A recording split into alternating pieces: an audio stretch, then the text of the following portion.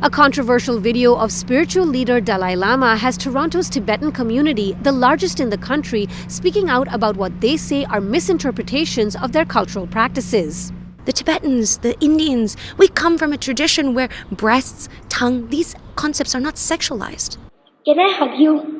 In a now viral video, a young boy asks to hug the Dalai Lama at a public gathering back in February.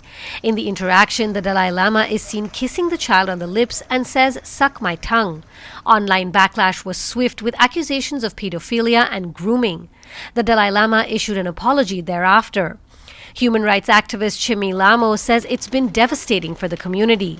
For our community, the Tibetan people who have suffered for 6 decades at the hands of the Chinese government, this week has actually been the most painful of them all experiences. The world has just been so fast to rush to judge without even asking for 2 things.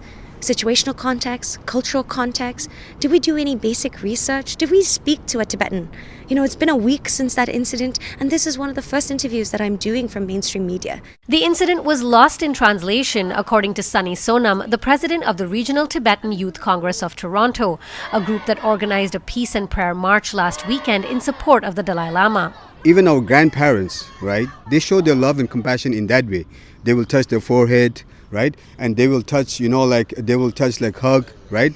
And they will kiss, right? And then the kids demand for more, and the grandpa will be like, I have nothing now. I have nothing to give you. Now what? You want to eat my tongue too? That's the thing.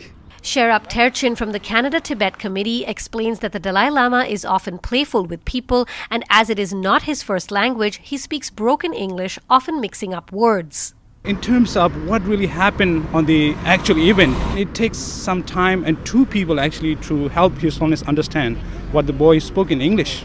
On the same day after the event, there was interview with the boy, the interview with the mother. It's a really nice feeling meeting him, and you get a lot of that positive energy. We're totally blessed to have got these blessings from His Holiness. Who are we to redefine what was a blessing for these community members as traumatizing just because we see it that way? Being a Torontonian, I pride myself by saying that this community is very multicultural. And we say that.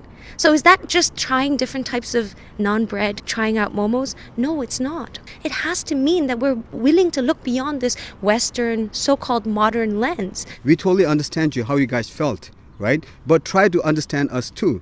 You guys talk about culture, you guys talk about diversity, what happened now?